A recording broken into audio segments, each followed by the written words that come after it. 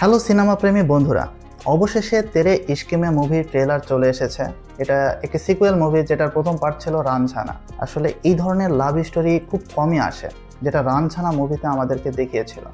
আসলে সেখানে কুন্দানের যে ধরনের ভালোবাসা ছিল, এটা আসলেই এখনও দর্শক অনেকটাই পছন্দ করে। তো কথায় চলে আসি, তেরে ইশকে মে ট্রেলার কেমন ছিল।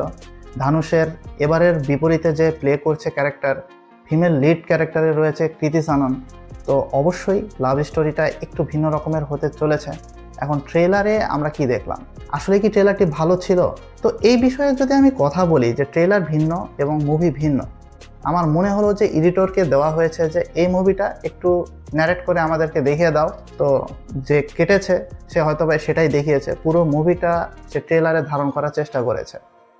গল্প তো অবশ্যই নতুন গল্প, অনেকটা ভালো হতে চলেছে, বাট পুরো গল্প যদি ট্রেলারেই দেখিয়ে দেয় তাহলে মুভি আমরা কীরকমভাবে দেখব, মানে দেখার যে ইচ্ছাটা সেটা কীরকমভাবে হবে।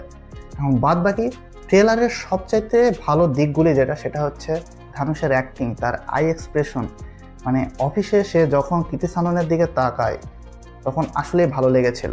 প্রথমের যে হাফটা সেটা হয়তো বা আমার মনে হচ্ছে আমরা দেখবো অনেকটাই কবির সিংয়ের যে চরিত্রটি ছিল, সে কলেজের একজন ভায়োলেন্স বয়, বাট একটা মেয়ে এসে তার জীবনে প্রেম জাগাবে, সে চেঞ্জ করে দিবে তার লাইফ, ছেলেটা তার প্রেমে পড়ে যাবে, এ ধরনের গল্প এগিয়ে যাবে। তো রানছানাতে যেরকমভাবে ধানুষের সাথে থাপ্পড়ের একটা বিষয় ছিল, এখানেও কিন্তু সেটা রয়েছে। এই বিষয়টা বেশ ফানি লেগেছে, ভালো লেগেছে। বাট এমন একটা সময় আসবে যে নায়িকা আসলে অন্যজনকে ভালোবাসে, নায়ককে সে মন থেকে ভালোবাসে না, ফ্রেন্ডলি মিশেছে, এ ধরনের কিছু হবে। ইন্টারমিশনে হয়তোবা ধানুষের সেই সিনটা রাখা হবে যেটা সে বিবাহে গিয়ে করেছে।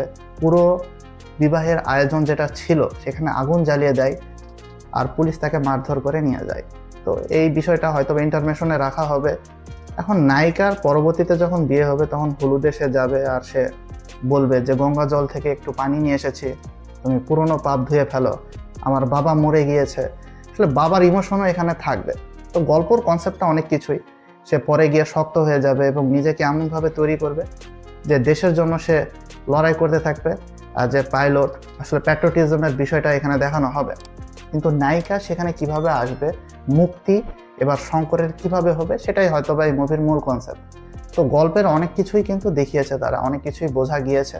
বিজিএম মিউজিকের কাজও খুব ভালো ছিল। আর রহমানের মিউজিক, সে সবসময় ভালো মিউজিক দেওয়ার চেষ্টা করে। কিন্তু আমার কাছে যেটা মনে হলো যে মুভিতে কী ধরনের টুইস্ট এবং টার্ন থাকবে সেটা কিন্তু আমরা অনেকটাই বুঝতে পারছি, অনেকটাই উপলব্ধি করছি। এখন মুভিতে যদি এই কাহিনী বাদে অন্য কাহিনী যদি থাকে তাহলে অবশ্যই ভালো। এবং শেষে গিয়ে যদি মসাম মুভির মতো দুজনের মিল হয়ে যায় তাহলে তো হয়ে গেল। কেননা আমরা একটা সিন দেখলাম ট্রেলারের শেষের দিকে, দুজনের হাত মিল হয়ে যাচ্ছে রানওয়েতে। তো যদি মিল হয়ে যায় তাহলে তো হ্যাপি এন্ডিং, আর যদি মিল না হয় তাহলে স্যাড এন্ডিং। এখন গল্প তো আমরা সব কিছু ধরেই ফেলে দিলাম।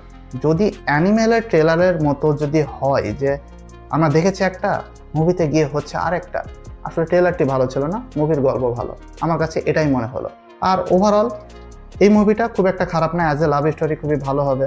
পাগলাটে একটা আমরা দেখতে পাবো, অনেক কিছুই পাগলাটে মনোভাব, পাগলাটে প্রেম ভালোবাসা, এটা থাকবে।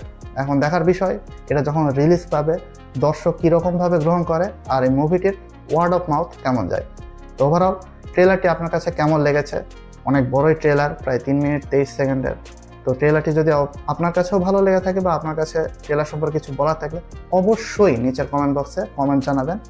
আর আমার এই রিভিউটি ভালো লেগে থাকলে অবশ্যই লাইক করবেন, শেয়ার করবেন, চ্যানেলটিকে সাবস্ক্রাইব করে পাশে থাকা বেল আইকনটি অন করে দিবেন। দেখা হচ্ছে পরবর্তী ভিডিওতে। আজকে আমি এখান থেকে বিদায় নিচ্ছি।